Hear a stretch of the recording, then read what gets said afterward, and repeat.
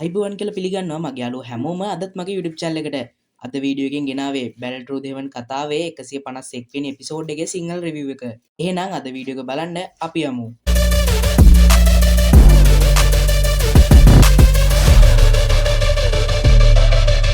ඉතින් කලින් එපිසෝඩ් එකේ අවසානට මතක ඇතිනේ අර ආපු වැඩිහිටි කෙනා.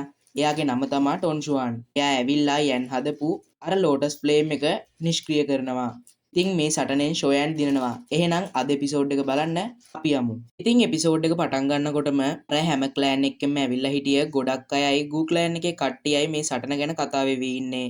හැමෝම වගේ මේකට පුදුම වෙලා ඉන්නේ. ඉතින් මේ වෙලාවේ ෂූන එහෙම අහස දිහා බලාගෙන ඉන්නකොට ෂෝයනුයි ගූයාවොයි ටොන්ෂුවන් වැඩිහිටියයි එතනින් මතුවෙනවා. ඉතින් මේ වෙලාවේ ටොන්ෂුවන් වැඩිහිටියා ගූයාවොටයි ෂෝයන්ටයි කියනවා පල්ලෙහාට යන්න කියලා. ඒ වගේම ටොන්ෂුවන් වැඩිහිටියා කියනවා මෙතනින් ඉඳන් උත්සවය මෙහෙවන්නේ මම කියලා. ෂෝයනුයි ගූයාවොයි දෙන්නම මෙයාට ආචාර කරලා මෙතනින් අතුරුදහන් වෙනවා. ඊට පස්සේ ෂෝයන් ෂූන ඉන්න තැනට එනවා. ඉතින් ෂූන ආපු ගමන්ම ෂෝයන්ගෙන් අහනවා සහෝදර ෂෝයන් ඔයා හොඳින්ද කියලා. යන් කියනවා මම සනීපෙන් ඒත් මං උනාට වැඩිය ශක්තිය වැය කළා. විවේක ගත්තම හරියයි. ඒ වෙලාවෙම යන් මැන්ටියන්චිටත් ආචාර කරනවා. මැන්ටියන්චි කියනවා ඔය ඇත්තටම හොඳ වැඩක් කළා. දැන් පුරාණ වංශයට ෂෝ වංශයට අහස් තීරයට ඇතුළු වෙන්න තියෙන අයිතිය නැති කරන්න කිසිම හේතුවක් නැහැ. ඉතින් මේ වෙලාවේ අහසට වෙලා හිටපු ටොන්ෂුවන් වැඩිහිටියා කියනවා ෂූන දැන් ඔයාගේ වාරේ කියලා. ඉතින් ෂූන මේ වෙලාවේ යන්ට කියනවා මන් නිසා ඔයාට මෙහෙ ගොඩක් කරදර කියලා. ඉතින් යන් කියනවා ඔයා වෙනුවෙන් මම මේ හැමදේම පියවනවා. මෝඩ කෙල්ල මම මේක විසඳ ගන්නම්. ඔයාගේ වාරේ තියෙන්නේ ඉස්සරහට යන්න.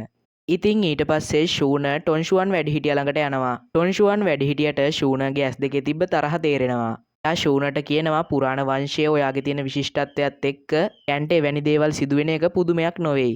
ඒ විතරක් නෙමෙයි ෂෝයන්ටත් මේ වගේ අභියෝගයක් තියෙන්න ඕනි. එහෙම වුණේ නැත්තම් වංශයේ සමාජිකයන්ට එයා ගැන හරියටම දැනගන්න බැරි වෙනවා. ෂූන මේ වෙලාවේ කියනවා පුරාණ වංශයේ ආ විලක්ක කරන අවසන් අවස්ථාව මේක වෙයි කියලා බලාපොරොත්තු වෙනවා කියලා. ටොන්ෂුවන් වැඩිහිටියා කියනවා ෂෝයන් එයාගේ බලය පෙන්නලා තියෙන්නේ. මං හිතන්නේ අනාගතයේදී කවුරුත් එයාව කුපිත කරයි කියලා.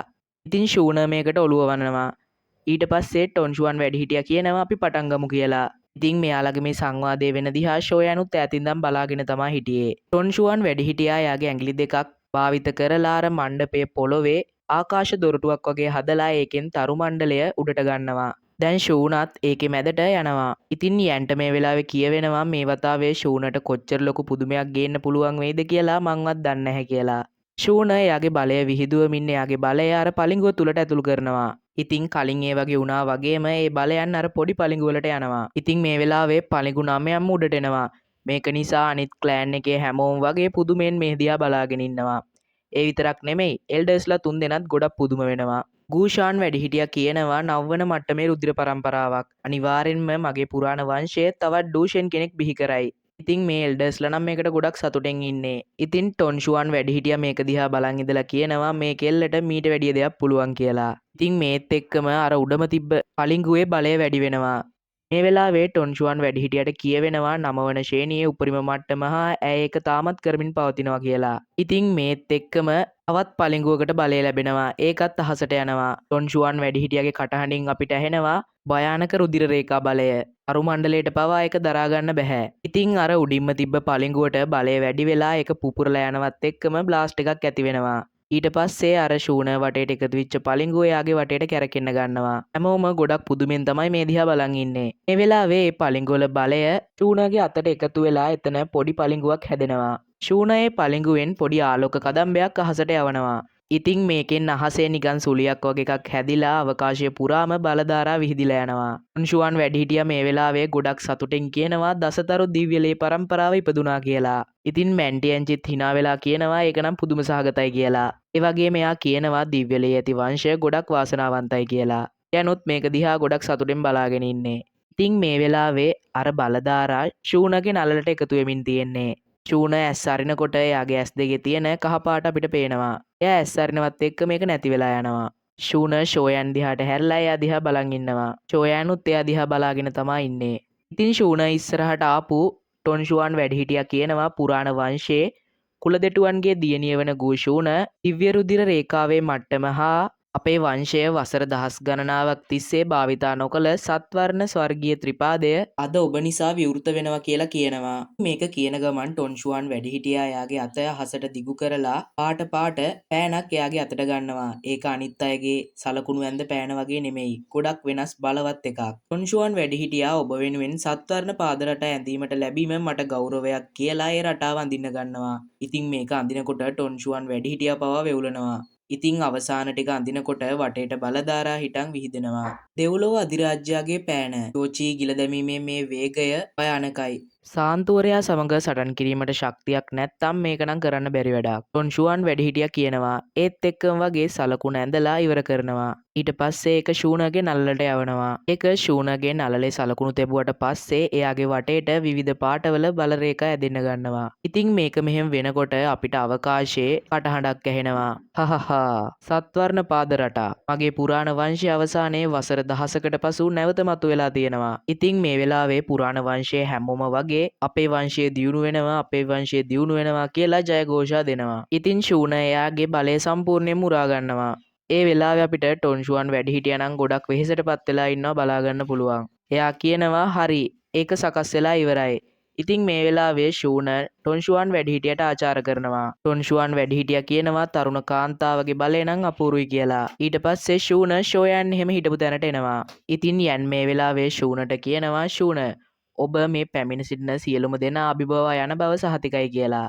මැන්ටියන්චිත් කියනවා මේ ගෑනු ළමයට දිව්‍ය ලේ සම්බන්ධයක් තියෙනවා කියලා. ඒ වගේම එයා කියනවා හරි දැන් උත්සවය ඉවරයි. ඉක්මන් කර ඔබේ තුවාලවලට ප්‍රතිකාර කිරීමට ස්ථානයක් සොයාගන්න. ඉතින් මේ වෙලාවේ ෂූන ලින් මහත්තයාට කතා කරනවා. එයා කියනවා සහෝදර ෂෝයන්ව ඔහුගේ තුවාලවලට ප්‍රතිකාර කිරීමට පල්ලෙහාට ගෙනියන්න කියලා. ලින් ඒකට හිසවනනවා. ෂූන පොයිසන් ගර්ල් පැත්තට හැරලා කියනවා ෂියාවෝ ඉක්ෂියෙන් අක්කා ෂෝයන්ව කරුණා කරලා හොඳින් බලාගන්න. පොයිසන් ගර්ල් කියනවා කරදර වෙන්න එපා කියලා.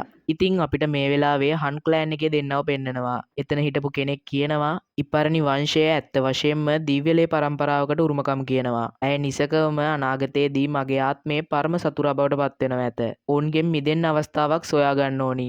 ඉතින් ඉස්සරහට ෂූනට නම් මෙයාලගෙන් ලොකු කරදර ඇති වෙයි කියලා අපිට හිතන්න පුළුවන්. ඉතින් ඊට පස්සේ සීන් එකේ අපිට පෙන්නන්නේ පොයිසන් ගර්ල් අහස දිහා බලන් ඉන්නවා. ඒ වෙලාවේ ෂූන මෙතනට එනවා. මෙයාලා ඉන්නේ අර ෂූන මුලින්ම මෙයාලව එක්කගෙන ආපු පැල්පතේ.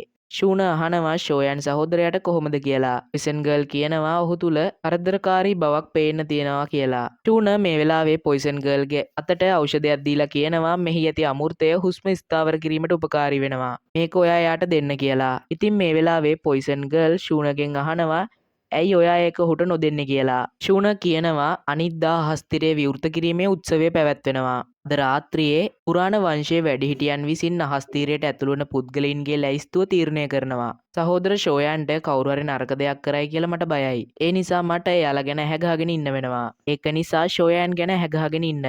ෂූන පොයිසන් ගර්ල්ට කියනවා. පොයිසන් ගර්ල් කියනවා කරදර වෙන්න එපා මම මෙතන ඉන්නවා කියලා. ඉතින් ෂූන කියනවා මම අනිවාර්යෙන්ම සහෝදර ෂෝයන්ට අහස්තීරයේ ෂියෝ වංශය නියෝජනය කිරීමට ඉඩ දෙනවා. ඉතින් ඊට පස්සේ අපිට පුරාණ වංශයේ තවත් අමුතු තැනක් බලා ගන්න පුළුවන්.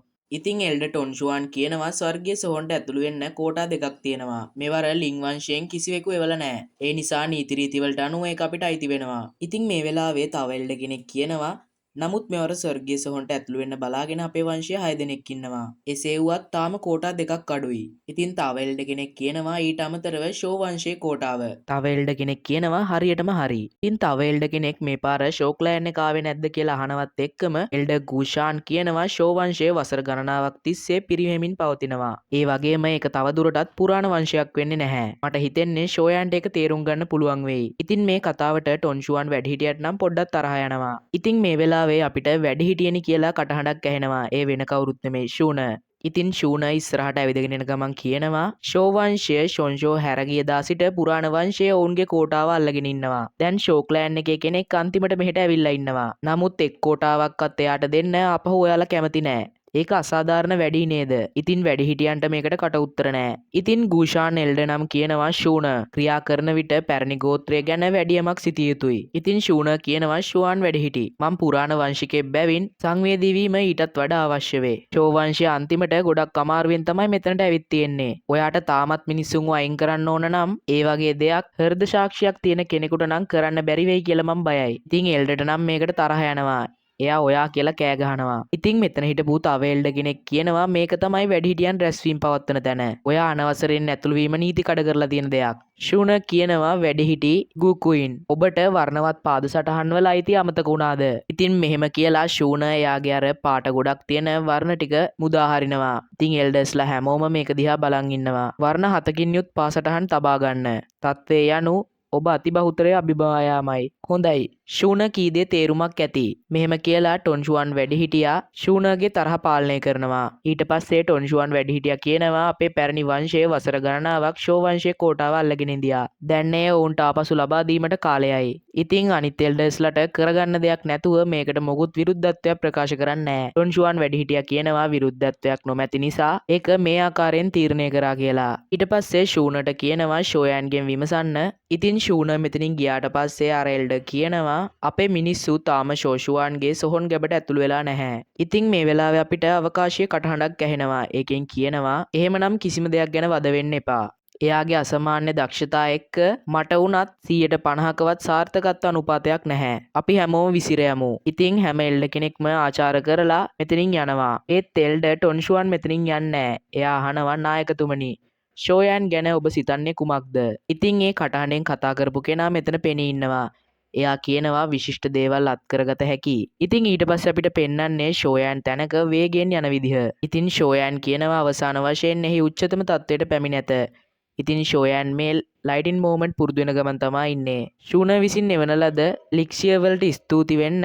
එසේ නොමැතිනම් මගේ ශාරීරිය තුල ඇති අවුල් සහගත ශක්තිය ස්ථාවර කිරීමට මට අවශ්‍ය ශක්තිය නොලැබේවි.